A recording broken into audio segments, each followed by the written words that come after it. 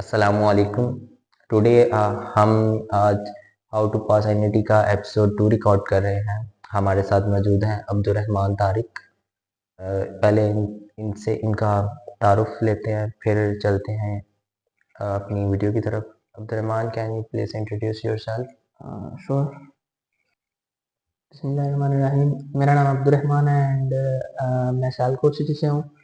और मैं यहाँ पे नस्ब में बेसिकली सिक्स डिपार्टमेंट से इलेक्ट्रिकल इंजीनियरिंग में बैचलर्स कर रहा हूँ फ़िलहाल। और आज मैं अपने जूनियर्स या छोटे भाइयों और बहनों को हाउ टू पास एनईटी के एपिसोड 2 में थोड़ा सा गाइड करने के लिए सैफ सुलेमान के साथ उनकी वीडियो में थोड़ी सी मदद के लिए यहाँ आया हूँ। उम्मीद करता हूँ कि मेरा आना आपके लिए थोड़ा सा कारगर साबित होगा। अच्छा अब्दुर्रहमान, आप बताएं कि आपके एनईटी में कितने मार्क्स थे और आपने कितनी अटेम्प्ट्स की थी, मतलब एनईटी कितनी दफ़ा दिया था? यार बेसिकली अगर बात की जाए मेरे मार्क्स की तो मेरे एनईटी 4 में थे 141 थे मार्क्स। तो 141 मार्क्स थे एनईटी 4 में। और उससे पहले मैंने एक अटेम्प्ट और दिया था, वो था एनईटी 2 का। अच्छा अच्छा। एनईटी 2 में मेरे मार्क्स थे 105। और वो बेसिकली जब आपने इतनी स्टडी ना की हो तो फिर वो मार्क्स नहीं आते। सारा डिपेंड आप मार्क्स का आपकी स्टडी पे होता है। आपने जितना टाइम डिवोट किया हो अपनी स्टडीज को, आपको उतनी ज़्यादा मार्क्स आएंगे। अच्छा ऑब्वियस अच्छा। बात है ये तो। सही, यानी आपने 2 एनईटी दी दो और एनईटी जब दी आपने है। एनईटी 4 दिया तो उसमें आपने 141 स्कोर किया। Yes, that's a NET good 2, score. NET 2 and NET 4। Okay, that's a good score. तो आप अपना जर्नी बताएं कि आपने जब एनईटी 2 दिया तब आपकी प्रिपरेशन कैसी थी, आपने कहाँ से तैयारी की, और आफ्टर ऑल इसके बाद बताएं कि जब आपने एनईटी 2 दिया उसके बाद आपने एनईटी 4 के लिए मतलब ज़्यादा मेहनत की, तो वो जर्नी आप बताएं। यार अगर अपने एनईटी 2 की बात करूं तो उसमें ये सीन था मेरा कि सिर्फ मैंने पार्ट 1 की मैथमेटिक्स और फिजिक्स जो थी ये अच्छी से तैयार मैंने की हुई थी, टेक्स्ट बुक्स को भी सिर्फ। और इन टेक्स्ट बुक्स को मैंने अच्छी तरह से तैयार किया हुआ था। इनके हर एक कॉन्सेप्ट को मैंने एब्जॉर्ब किया हुआ था। और पार्ट 2 की तो मैंने तकरीबन तैयारी बिल्कुल भी नहीं थी इतनी अच्छी की, क्योंकि वो एनटी 2 में आपको पता है जनवरी या फरवरी के स्टार्ट में या इन मंथ्स में ही ऑलमोस्ट होता है। तो वो फिर वो स्टार्टिंग पीरियड था पार्ट 2 का, इसलिए मैंने इतना अच्छे से पार्ट 2 तैयार नहीं किया था।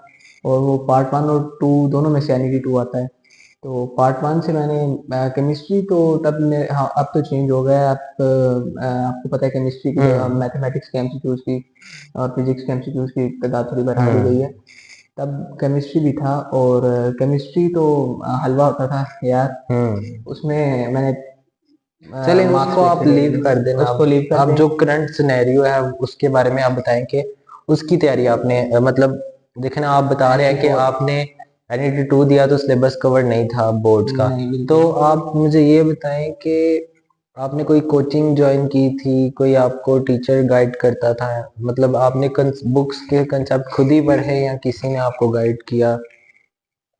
यार अगर कोचिंग वगैरह की बात करें तो मेरे अभी कोई मैं मुझे एनईटी 2 की बात कर रहा हूँ, फोर्थ तक एनईटी नहीं आया। अच्छा, एनईटी 2 की अगर बात करें तो मैंने कोई हेल्पिंग बुक नहीं थी यूज़ की, कोई प्रैक्टिस बुक कुछ नहीं था यूज़ किया। सिर्फ मैंने टेक्स्ट बुक्स का यूज़ किया था, जो जेन्युइन बात है। टेक्स्ट बुक्स से मैंने कॉन्सेप्ट अच्छे अच्छे से लिए थे मैंने। और एनईटी सारा आपको पता है कॉन्सेप्ट बेस पे होता है। आपका जितना कॉन्सेप्ट ज़्यादा होगा आप उतना अच्छा स्कोर कर सकेंगे, रट्टा बेस नहीं होता। कॉन्सेप्ट्स लिए थे मैंने, चाहे मैंने कम पढ़ा था लेकिन मैंने कॉन्सेप्ट्स लिए थे थोड़े से, पार्ट 1 के लिए थे। तो आई थिंक मेजर पोर्शन उसका एनईटी 2 का पार्ट 1 से ही था। तो शायद इसलिए मैं थोड़े से अच्छे मार्क्स लेने में कामयाब हो सका। और तो इतने अच्छे तो नहीं, लेकिन बहरहाल मैं 105 तक पहुंच गया था। और अगर मैं अपने एनईटी 4 की बात करूं तो एनईटी 4 में मैंने एक हेल्पिंग बुक यूज़ की थी। वो प्रैक्टिस बुक है, उसका नाम है step step practice book. Basically वो ई कैट के लिए है। उसमें जो एमसीक्यूज है ना उनका हार्डनेस लेवल जो है वो ई कैट से आप मैच करवा सकते हैं उनको। यानी तो जब आपने एनईटी 2 दे दिया, मतलब जब जी, आपने एनईटी 2 दिया तो आपका क्या एक्सपीरियंस था, आपने क्या गोल सेट किया कि अब NET 2 में तो मेरे 105 मार्क्स हैं और मुझे एडमिशन के लिए 135 प्लस मार्क्स चाहिए, तो आपने मतलब क्या गोल सेट किया, क्या रास्ता अपनाया कि आपने NET 2 से 4 के दरमियान तकरीबन 1 से 1.5 माह होता है बस, या 2 माह लगा लें, तो इस 2 माह में क्या चेंज आया कि आप 105 से डायरेक्ट 141 पर जंप कर गए? यार अगर मैं बात करूँ अपनी जर्नी की NET 2 से NET 4 तक मैंने किस तरह मार्क्स ज़्यादा किए, तो वो देखो NET 2 के बाद मैं थोड़ा सा डिप्रेस्ड था मैं, और उसके बाद मैं सोच रहा था, मैंने क्योंकि एक एक्सपीरियंस चख चुका था, और मैंने फिर तहैया किया कि, और मुझे पता चल गया कि टेस्ट का पैटर्न किस तरह का होता है, किस टाइप के MCQs आते हैं। फिर मैंने स्टेप बुक्स से थोड़ा सा किया, और एक बुक है OETP, हाईली रिकमेंडेड है, काफ़ी वो हेल्पफुल होती है, क्योंकि उसमें एमसीक्यूज भी कम होते हैं, और वो एमसीक्यूज जो होते हैं नेक्स्ट के एतबार से, अगर सिर्फ एनईटी की बात की जाए तो ओईटीपी जो बुक है वो काफ़ी अच्छी है, और वो उसका पीडीएफ था मेरे पास, और स्टेप प्रैक्टिस बुक थी इनसे, और टेक्स्ट बुक तो हाईली रिकमेंडेड है भाई। तो इन 3 चीज़ों से मैंने प्रैक्टिस की थी, तो अल्हम्दुलिल्लाह मेरे 141 मार्क्स आ गए थे। अच्छा, तो आपने मतलब कोई कोचिंग नहीं ज्वाइन की, कोई नहीं एकेडमी? दोस्त अक्सर मशवरा देते थे कि कोई ज्वाइन कर लें, लेकिन मैं तहैया किया हुआ था कि मैंने अपने अपने दम पे ही पूरा अच्छा करना है। अच्छा, सही है, और ठीक हो गया। मतलब आप कहना चाह रहे हैं कि आपने कोई कोचिंग नहीं ज्वाइन की। नहीं, अच्छा, जो मैं समझा हूँ आपकी बातों से कि आप बेसिकली आपने कंसेप्ट पर जोर दिया है कि बंदा कॉन्सेप्ट, टेक्स्ट बुक पढ़ ले और कंसेप्ट बिल्डअप बिल्कुल कर ले अपने। जिस बंदे के कंसेप्ट स्ट्रांग है उसके लिए एनईटी हलवा है, मतलब एनईटी में 140 150 मार्क्स स्कोर करना उस बंदे के लिए कोई इतना मुश्किल नहीं है, जिस बंदे ने अपने कंसेप्ट स्ट्रांग कर लिए। और कंसेप्ट स्ट्रांग करने के लिए हमें बस थॉरोली रीडिंग करनी पड़ती है, मतलब जो चीज़ हमें ना समझ आए वो हमारे पास चैट जीपीटी है, वहाँ पर जाकर हम सर्च कर सकते हैं कि भाई ये बताओ हमें इस वर्ड का मीनिंग क्या है, ये कंसेप्ट क्या है। तो NET 4 आपने दिया, सही हो गया, फिर आपके 141 मार्क्स आए, तो आपका इजीली एडमिशन हो गया डबल में? जी, मेरी फर्स्ट लिस्ट में फर्स्ट मेरा लिस्ट नाम में था, हो गया मेरी था? मेरिट पोजीशन भी काफ़ी हाई थी, अच्छा अच्छा। तो मेरा डबल ई के एतबार से अगर कहें तो मेरा फर्स्ट लिस्ट में नाम आ गया था, मेरी फर्स्ट अच्छा प्रेफरेंस भी डबल ई अच्छा की थी। अच्छा, फर्स्ट प्रेफरेंस आपकी डबल और ही थी? अगर सही हो आपने गया। अभी ये बात की कॉन्सेप्ट्स की, मैं आपको ये बताता चलूँ कि कॉन्सेप्ट्स ही कोर चीज़ है एनईटी पास करने के लिए, कोर है चीज़, अच्छा उसको अच्छा, कॉन्सेप्ट्स कहते हैं। तो सही हो गया। जितने कॉन्सेप्ट आपके स्ट्रांग होंगे, आप मल्टीपल यूट्यूब चैनल्स हैं जो वो भी अच्छे कॉन्सेप्ट देते हैं, लेकिन अम, अगर आप बुक रीडिंग करें तो आपको टाइम काफ़ी ज़्यादा चाहिए, ओके मैंने खुद ओके। काफ़ी ज़्यादा टाइम इस पे खर्च किया है। सही है। लेकिन अगर आप कम टाइम में ज़्यादा अच्छी तैयारी करनी चाहते हैं, यूट्यूब चैनल्स या एआई मॉडल्स आजकल काफ़ी हैं, आप किसी से भी मदद ले सकते हैं। कॉन्सेप्ट्स आप अपने जितने स्ट्रॉन्ग करेंगे, आपके 100 मार्क्स लेना यार हलवा है, अगर आपके हाँ। कॉन्सेप्ट्स अच्छे हैं। अच्छा 100 मार्क्स लेना कोई बड़ी बात नहीं है, और अच्छा 100 अच्छा, से आप 20-30 मार्क्स ऊपर चले जाएं, आपका इजीली एडमिशन हो जाता है। सही हो गया सही हो गया।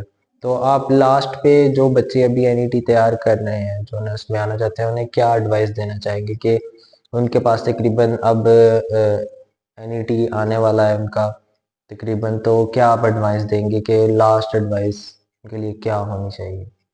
यार मैं तो यही कहूँगा, डेली पढ़ें, जितना आप पढ़ेंगे आपको कहीं बेनिफिट होगा।